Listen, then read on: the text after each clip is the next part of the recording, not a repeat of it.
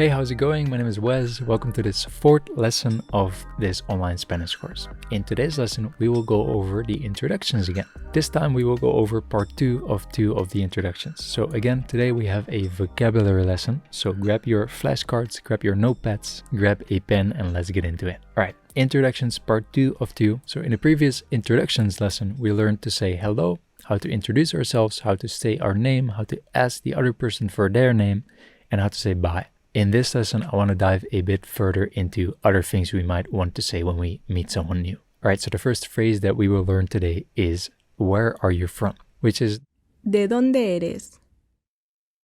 ¿De dónde eres?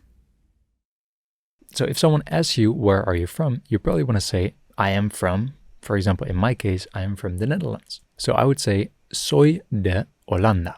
Soy de Holanda. Soy de Holanda.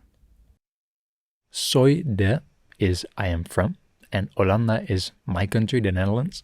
But maybe you are from England and you want to say soy de Inglaterra. Soy de Inglaterra. Soy de Inglaterra. Or maybe you're from the United States and you want to say Estados Unidos. So soy de Estados Unidos. Soy de Estados Unidos. Soy de Estados Unidos. Or maybe you are from Canada. In that case, you could say soy de Canadá. Soy de Canadá. Soy de Canadá. Now, I cannot include all of the different countries of the world, otherwise this video would take 1 hour probably. So what I recommend you to do is to look up what your country is called in Spanish and then just say soy de and then add your country. All right, then the next thing we might want to ask someone is, how old are you? ¿Cuántos años tienes? ¿Cuántos años tienes? ¿Cuántos is how many or how much. Años is years. And tienes is you have. So pretty much what you're saying is not how old are you, but how many years do you have? ¿Cuántos años tienes?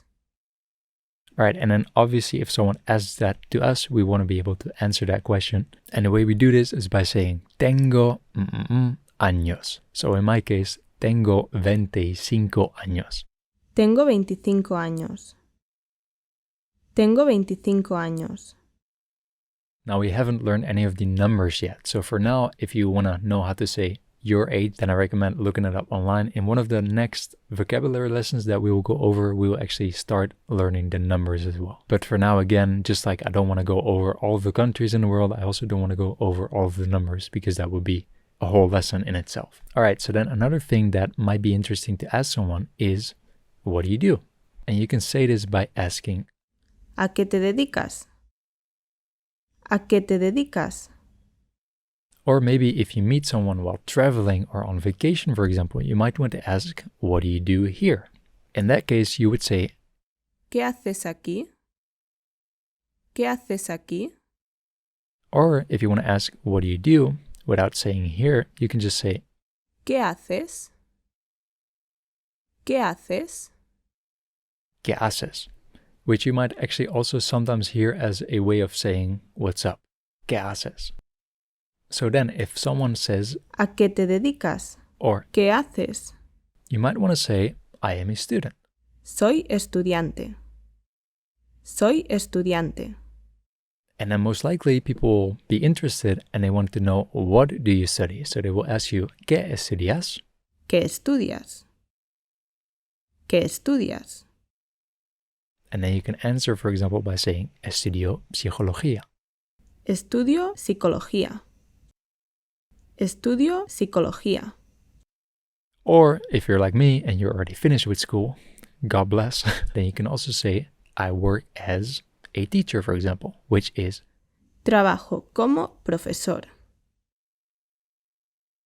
Trabajo como profesor. so trabajo como is I work as, and then simply just add your profession. Trabajo como profesor. All right, so then another thing that we might want to ask someone or that we get asked by other people is, where do you live? ¿Dónde vives? ¿Dónde vives? And the way we answer this is by saying, vivo en For example, for me, I live in Barcelona, so I would say vivo en Barcelona. Vivo en Barcelona. Vivo en Barcelona. All right, so then the last 4 phrases that we will learn for today. Again, you don't have to learn all of these phrases, simply just pick the one that you think are helpful to you and study those. All right, so we might want to ask someone what their hobbies are. And the way we do this is by saying, ¿Cuáles son tus pasatiempos? ¿Cuáles son tus pasatiempos? but sometimes you might also hear Spanish speakers say, ¿Cuáles son tus hobbies? Because hobbies is one of those words that I think is used all across the globe. And then we can answer by saying, Mi pasatiempo favorito es, and then state your hobby. Mi pasatiempo favorito es. Mi pasatiempo favorito es. All right, so then we have come to the last 2 sentences that we will learn today. And this one is one of my favorite sentences that you can use when you just met someone, which is, Fue un placer conocerte. Fue un placer conocerte. Fue un placer conocerte. Which is a very polite way of saying it was a pleasure meeting. And then when you want to say goodbye to someone, of course you can say adios or hasta luego or whatever, but you can also say que tenga un buen día. Que tenga un buen día. Que tenga un buen día. Which means have a good day. Que tenga un buen día.